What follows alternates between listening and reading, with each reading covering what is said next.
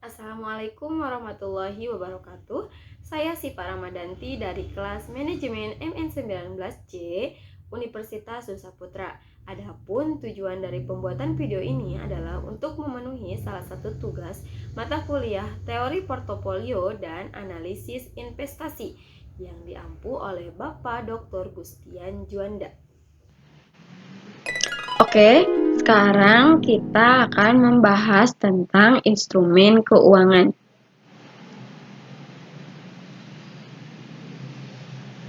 Nah, kira-kira teman-teman apa sih yang dimaksud dengan instrumen keuangan itu? Nah, instrumen keuangan merupakan aset keuangan ataupun dokumen permodalan yang nantinya bisa diperdagangkan. Jadi, berbagai aset ini berbentuk uang tunai ataupun dokumen kontrak yang memberikan akses pada seseorang untuk menerima ataupun instrumen finansial lainnya dan berbagai dokumen bukti kepemilikan permodalan atas suatu entitas ataupun perusahaan. Nah, kemudian ada dua jenis instrumen keuangan, yaitu yang pertama ada instrumen tunai atau cash. Nah, instrumen tunai ini merupakan instrumen keuangan yang nominalnya sudah disepakati oleh kedua pihak, yaitu contohnya seperti sertifikat deposito, faktur utang piutang, deposito, dan lain-lain. Kemudian, yang kedua ada instrumen derivatif. Nah, instrumen derivatif ini merupakan suatu perjanjian tertulis yang berisi keuntungan atau nilai keuangan sesuai performa aset atau komoditas yang diperdagangkan. Contohnya, suatu kontrak perdagangan minyak mentah. Jadi, baik harga dan jenis komoditasnya sudah ditentukan oleh kedua pihak. Jadi sehingga tidak perlu khawatir dengan fluktuasi atau perubahan harga ke depannya. Kemudian ada contoh-contoh instrumen keuangan. Nah, yang pertama adalah saham. Saham ini merupakan bukti bagian kepemilikan dari sebuah perusahaan.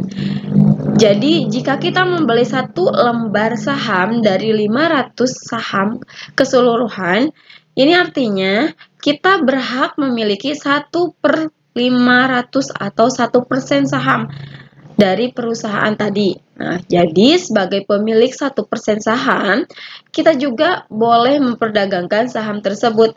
Serta ketika keuntungan dibagikan, maka kita juga berhak memperoleh 1% atas dividen.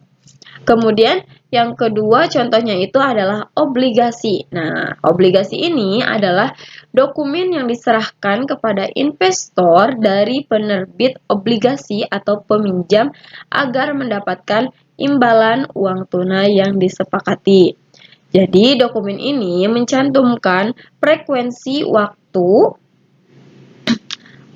pembayaran bunga, tanggal pelunasan, ukuran, dan lain-lain.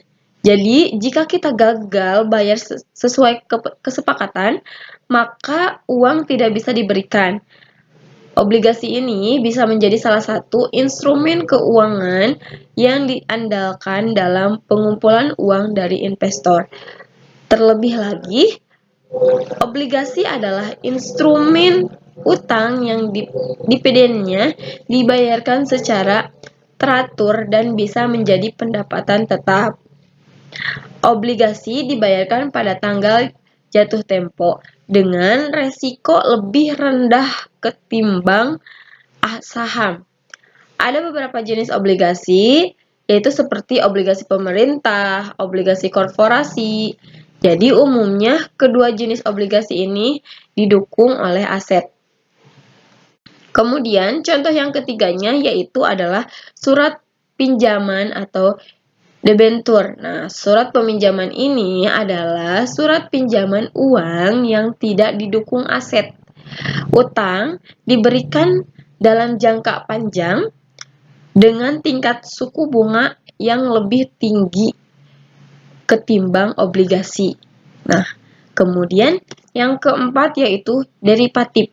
Nah, derivatif ini merupakan instrumen yang nilainya diperoleh dari entitas yang mendasarinya. Aset dasar yang paling umum dijumpai oleh derivatif adalah saham, obligasi, komoditas, mata uang, suku bunga, dan indeks pasar. Sedangkan jenis derivatif itu tersendiri yaitu seperti swap dan futures. Nah, kemudian yaitu yang kelima contohnya itu adalah reksadana.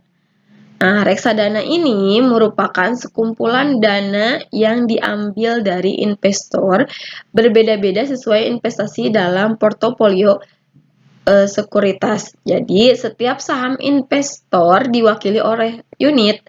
Nilai unit disebut nilai aktiva bersih yang berubah secara terus-menerus untuk mencerminkan perubahan nilai portofolio sesuai dana yang dimiliki. Nah, kemudian yang keenam yaitu Treasury bill. Nah, Treasury bill ini adalah instrumen jangka pendek yang berada di bawah pasar uang. Umumnya diterbitkan oleh pemerintah untuk memenuhi kebutuhan jangka pendeknya.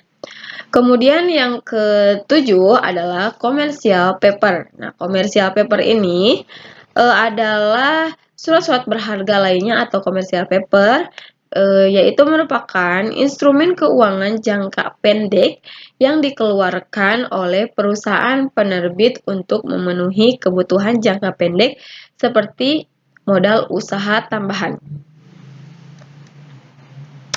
Sekian video dari saya, mohon maaf apabila ada kesalahan. Wassalamualaikum warahmatullahi wabarakatuh.